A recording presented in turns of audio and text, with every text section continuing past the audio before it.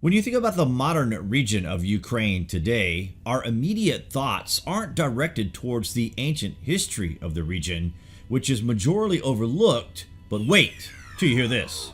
Prior to the discovery of Trypillian in the late 19th century, a time when great archaeological discoveries were taking place in various parts of the world, it seemed that Eastern Europe had made no notable prehistoric contributions to the development of so-called civilization in the region.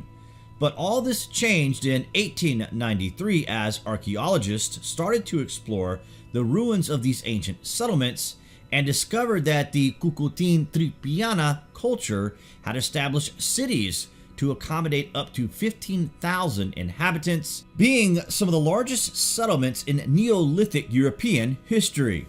Described as gigantic settlements and dating back 6,000 years, the site of Cucuteni Trypillian is shrouded in mystery of a lost civilization that vanished under incredible circumstances 4,000 years before the birth of Christ.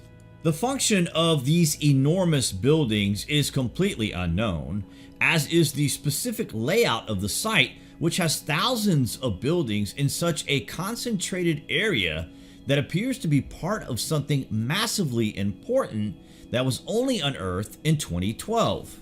Dr. Robert Hoffman, who is investigating the site, made the following remark about the functionality of the place when he states, "The highly public location of these structures within their settlements and the lack of evidence of permanent habitation within them led us to conclude these were public spaces. We also documented a hierarchy of megastructures based on their architecture and location. Some were apparently well suited to serve the entire community, while others served smaller segments of the community. These lower level structures are also observed to decline in use over the history of the settlements."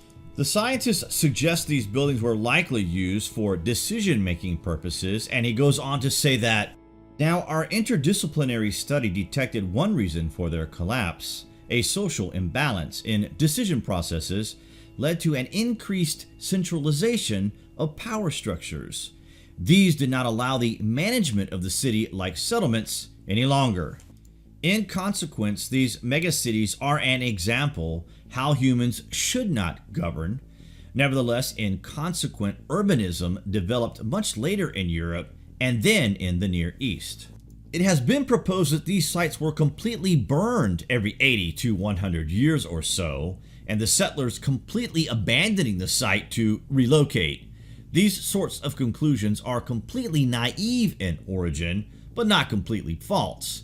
It is a conclusion after all, but one in which further research is needed. Jumping to conclusions on a 6,000-year-old site sounds all too familiar in a historical context, and the understanding of the past is key to find answers of which we seek.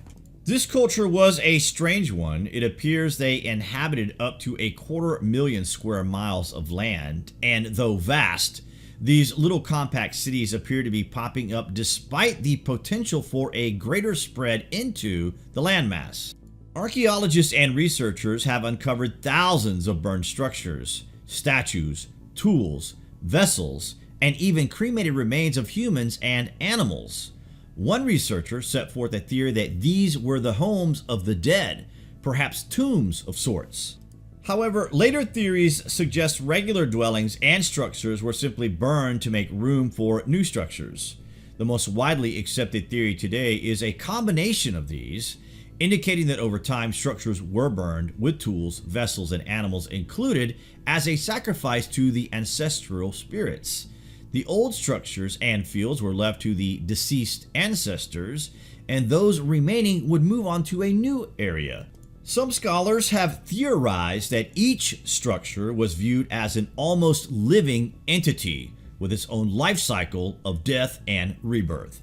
But what do you guys think about this ancient place? Comments below, and as always, thank you for watching.